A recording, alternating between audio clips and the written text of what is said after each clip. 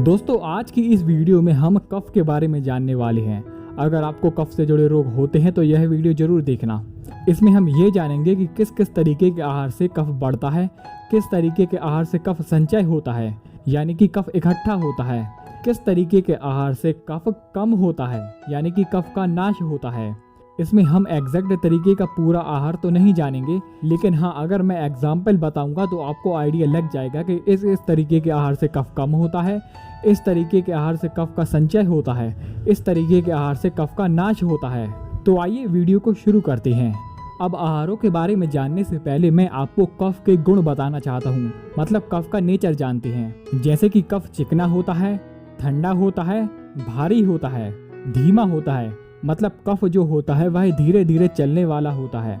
आगे जाने तो कफ साफ होता है, लसीला होता है यानी कि यह चिकना होता है, और यह स्थिर होता है यानी कि यह एक जगह टिका रहने वाला होता है।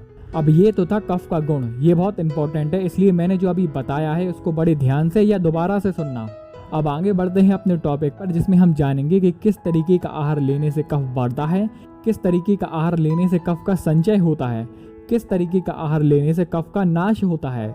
जैसे कि अगर कोई व्यक्ति ठंडी तासीर वाले चिकने आहार लेते हैं, स्निग्ध आहार लेते हैं, तो इस स्थिति में होता क्या है कि शरीर में कफ संचय होता रहता है, मतलब इकट्ठा होता रहता है। इस स्थिति में होता क्या है कि कफ बाहर नहीं निकलता, यानी कि जिन्हें सर्दी हो जाती है, तो ऐसा इसमें नहीं होता। आहारों के बारे में जाने तो जैसे गेहूं, केला, दूध, विशेष करके भैंस का दूध और विशेष करके भैंस का घी, यह जो आहार होते हैं यह चिकने होते हैं और तासीर में ठंडे होते हैं। इन आहारों को लेने से कभी भी कफ भड़कता नहीं है। अब आप में से कई लोग बोलेंगे कि भैया हम केला खा लेते हैं, दूध पी लेते हैं तो हमें अगले दिन कफ हो जाता है। तो इस स्थिति में होता क्या है कि आप केला तो खा लेते हैं, लेकिन आपकी जो शरीर की गर्मी होती है तो उसके साथ रिएक्शन करके कफ भड़क जाता है। अब ये तो हमने जाना कि इन आहारों से कफ का संचय होता है। इसमें विशेष करके जिन्हें वजन बढ़ाना हो तो इन आहारों का सेवन जरूर करें। अब इसको डिटेल में हम किसी अन्य वीडियो में जानेंगे। आगे जानते हैं कि किन किन आहारों से कफ भड़क जाता है। जैसे कि जो आहार तासीर में तो गर्म होते हैं लेकिन नेचर में चिकने होते हैं। अब इस स्थिति में होता क्या है कि जो चिकनापन है वह हमारे शरीर में कफ बढ़ाएगा, और लेकिन वहीं दूसरी तरफ उसकी तासीर गर्म है तो उसके कारण वह कफ भड़क जाएगा।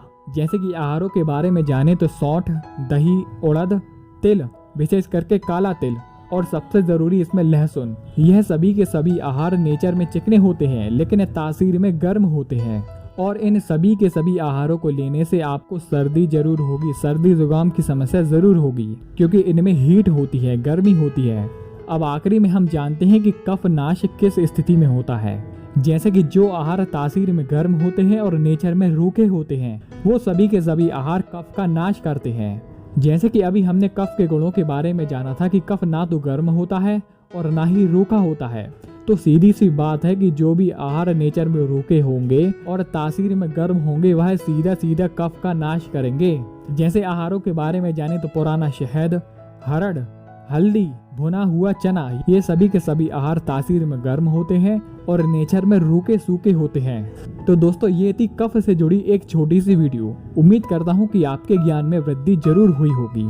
आज के लिए सिर्फ इतना ही। धन्यवाद।